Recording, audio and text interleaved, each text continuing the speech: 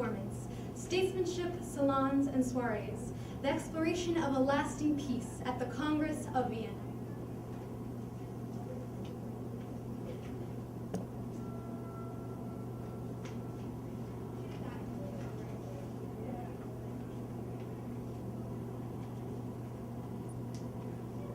Come closer. Do you hear that wondrous music? It has been over 200 years since I last heard Beethoven's Seventh Symphony at the opening ceremony of the Congress of Vienna. Bold, exhilarating Beethoven's music was the perfect antidote to a war-torn Europe following over 20 years of Napoleonic warfare. Like Beethoven, the Congress of Vienna was on the precipice of new and old, fueled by the fears of revolution at the hands of the conservative aristocracy. The Congress of Vienna restored old monarchies, created new balances of power, and fostered a common sense of responsibility for the well-being and security of Europe. You see, I, Fanny von Arnstein, was one of the people who had the great privilege, the unique privilege, of witnessing the Congress firsthand. And I would love today to act as your hostess, just as I did in Vienna 200 years ago, through the window of time, to look at the Congress of Vienna and analyze its significance in history. Even today, as I look back on Napoleon, who was the liberal tyrant who defined the era that the Congress of Vienna was operating in, I cannot help but shudder.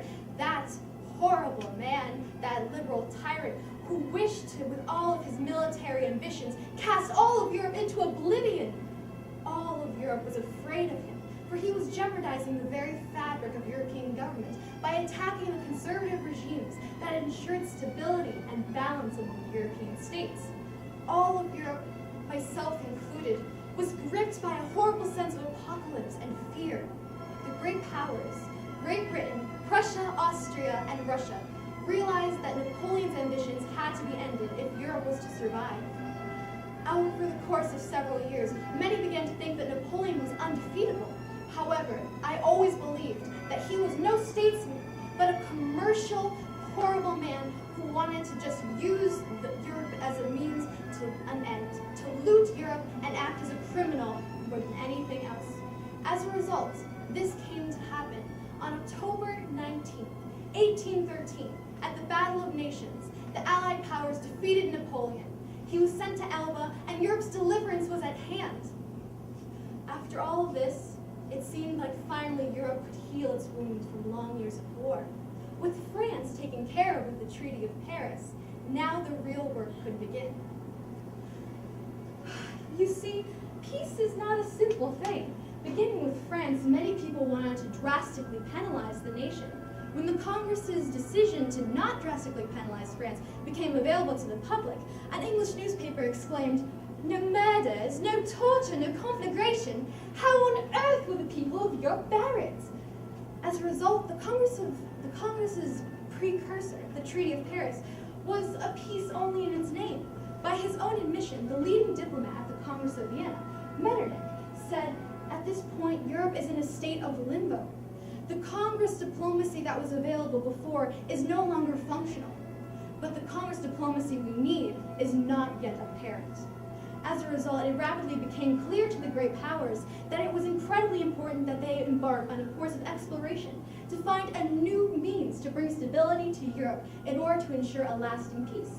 As a result, they scheduled the Congress of Vienna in Vienna, Austria, a great meeting of all of the great states and people in Europe that, as Metternich himself said, would be a meeting of the states in order to assure that the minor arrangements of the European powers would be satisfied and that stability could ensue.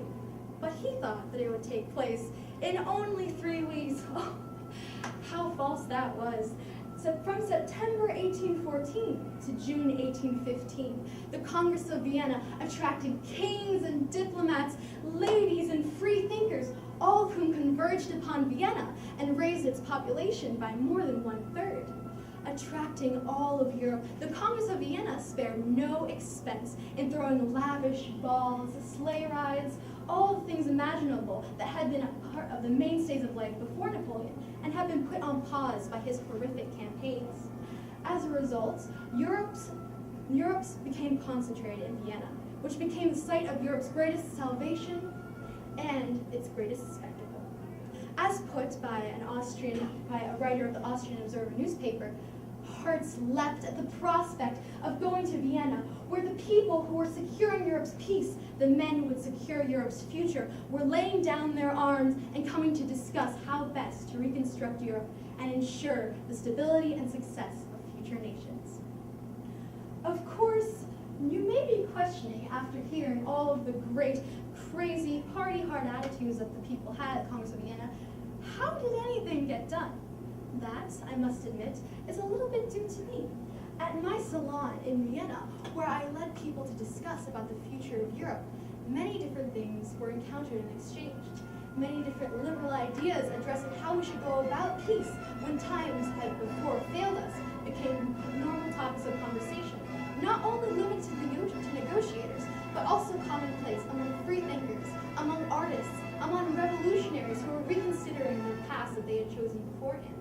Most importantly, however, at my salon, women were the focal point. At a time when Napoleon's Code Civil had placed women below their husbands in the law, and where they had no expression, no conduit into the public sphere, my salon provided them that. It was not an environment of hair towers, of oppressive court policies, of hoop skirts and rank-and-file orders. Instead, my salon was an area where women took on a greater meaning than merely love affairs and corkscrew curls.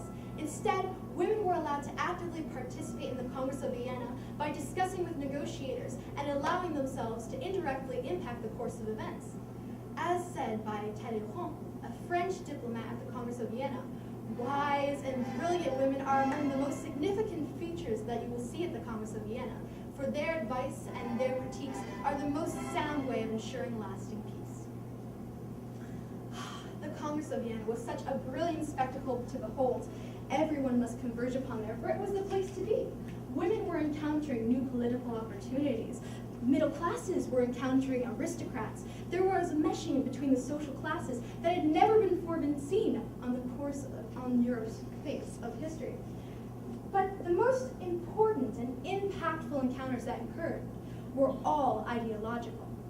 At the Congress of Vienna, the statesmen were faced with an incredibly difficult problem. Napoleon had brought into being a host of destructive forces that the diplomats knew without alleviating them, Europe would fail. Europe would be unable to heal its wounds and would forever be condemned to oblivion. For these ideas could not be easily exiled. They persisted in the minds of revolutionaries, and the only way to prevent this from taking over Europe and drastically altering its course for the worst was to actively engage in Congress diplomacy. Now, Congress diplomacy was a novel idea. Beforehand, Europe had used what is known as the balance of power strategy. The idea that when Europe is in a time of crisis, the powers will evenly distribute into two disparate military blocs that will counterbalance each other due to their power. However, Napoleon had not only broken that balance, but all hopes for conventional peace as well. As a result, the diplomats concluded that the only way to ensure that stability would be prevalent in Europe was to create a new form of diplomacy, dubbed Congress diplomacy. Congress diplomacy was the idea, modeled on the proceedings at Vienna, that if people came together and engaged in face-to-face conversation, instead of constructing treaties over hundreds of miles in country borders, where little consensus could be gained over months where messages would travel in between monarchs, that people would be able to rapidly achieve a balance and a consensus that would prevent Europe from using force to ensure aims and dissolving into war. As a result, the Congress of Vienna took on a huge new meaning in the course of historical events. It ensured 100 years of stability in Europe and helped to achieve Metternich's vision, a vision he so described as the Recitation of Treaties, the idea that treaties now will be respected with a religious faith that will be due for the esteem, prestige, and preservation of empires. As a result, you must keep in mind, though, that before this, It was no novel thing for the European powers to think the best way to show off their national prowess was to engage in battles with each other, which often carried a severe human and financial cost. However, what is significant about the Congress of Vienna was that it set a new path for the course of diplomacy. The Congress of Vienna ensured that people were no longer engaging in far-off, indiscreet conversations that would not lead to any consensus. Instead, the Congress of Vienna ensured that consensus was reached, stability was ensured, and complete and secure agreements were secured between different countries who often at the onset of the Congress had no similarities in their ideologies. This outset, the format of the Congress of Vienna, ensured that compromises were reached, that people were forced to explore in ways they had never had before. And as a result, as pictured here, the final act of the Congress of Vienna passed into infamy in history. However, the short-term perception of the Congress of Vienna was a little bit inaccurate. As you can see, they were placed very much in a formal manner, which was not at all accurate. The informality of the Congress is what allowed its success.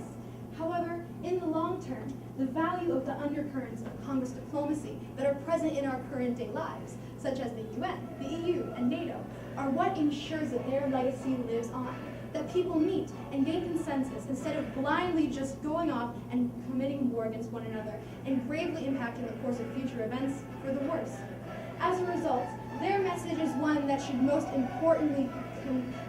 importantly consider in today's world, primarily for the fact that weaponry is considerably getting more advanced with each passing year.